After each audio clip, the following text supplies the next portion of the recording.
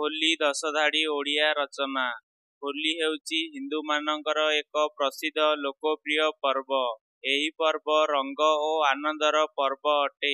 ଏହି ପର୍ବ ଭାରତରେ ପ୍ରତିବର୍ଷ ଫାଲ୍ଗୁନ ମାସ ପୂର୍ଣ୍ଣିମା ଦିନ ପାଳନ କରାଯାଏ। ପୁରାଣ କହେ ଯେ ଭଗବାନ ଶ୍ରୀକୃଷ୍ଣ ଗୋପୀମାନଙ୍କ ସହିତ ହୋଲି ଖେଳିଥିଲେ। ସେହିଦିନୁ ଏହା ଭାରତରେ ହିନ୍ଦୁମାନଙ୍କ ଦ୍ୱାରା ପାଳନ କରାଯାଉଛି। ଏହି ପର୍ବରେ ଭଗବାନ ଶ୍ରୀକୃଷ୍ଣ ଏବଂ ରାଧାଙ୍କୁ ଦୋଳ ବିମାନରେ ବସାଇ ଗ୍ରାମ ଗ୍ରାମକୁ ବୁଲାଇ ନିଆଯାଏ। ଲୋକମାନେ ଫୁଲ, ଅବିର ଓ ପ୍ରସାଦ ଦେଇ ଠାକୁରଙ୍କୁ ପୂଜା କରନ୍ତି। ଏହି ଦିନ ମଧ୍ୟ ଭଗବାନ ବିଷ୍ଣୁ ତାଙ୍କର ଭକ୍ତ ପ୍ରହ୍ଲାଦଙ୍କୁ ହୋଲିକା ଠାରୁ ରକ୍ଷା କରିଥିଲେ। ତେଣୁ ଏହି ପର୍ବରେ ହୋଲିକା ଦହନ ମଧ୍ୟ କରାଯାଏ। ଏହି ଦିନ ଲୋକମାନେ ପରସ୍ପରକୁ ରଙ୍ଗ ଲଗାଇ ହୋଲି ଶୁଭକାମନା ଜଣାନ୍ତି।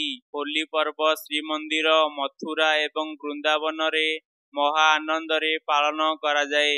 ଏହି ପର୍ବ ଆମକୁ ଏକତା ଓ ଭାଇଚାରାର ବାର୍ତ୍ତା ପ୍ରଦାନ କରେ।